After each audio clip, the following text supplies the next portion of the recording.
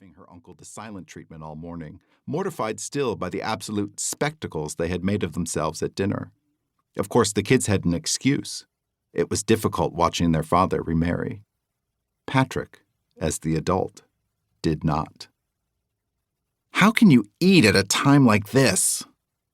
Maisie's question dripped with teenage judgment. Patrick took a bite of the pastry, and it disintegrated down the front of his hotel robe.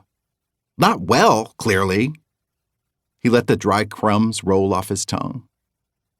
Then he said in his most confident tone, "We can fix this."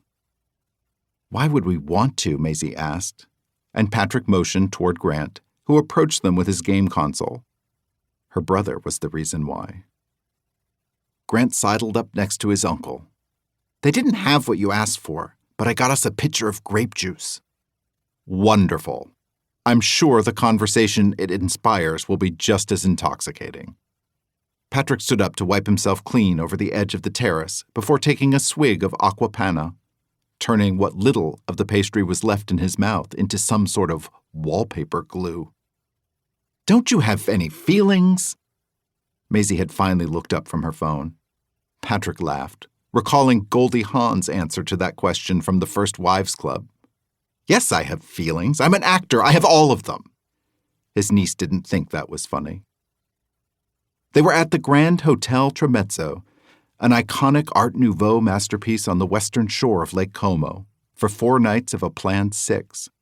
The wedding was to be that evening, followed by a day of rest, and then Patrick would take the kids home to the States while their father and Livia honeymooned in Greece. Or at least that had been the plan. Patrick had a hard time grasping that any of this was real. The wedding, the setting, his whole family in Italy. Now it was all one big mess. Maisie tucked her phone into the shallow front pocket of her cutoff shorts. It did not fit all the way inside. "Did you finally reach the end of TikTok?" Patrick mocked. But in all honesty, he should thank the Chinese for keeping her calm. Maisie leaned awkwardly in the doorway with one arm at her side, her left hand clasping the wrist on her right, looking not out at the floating pool in the lake, which was an incredible sight for its unnecessary opulence. A swimming pool in a lake?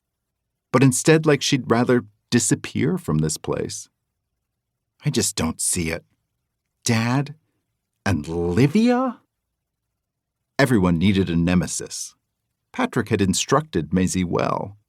And if Walt Disney himself had taught children anything, it's that stepmothers are wicked, even if Patrick no longer found Livia to be all that bad.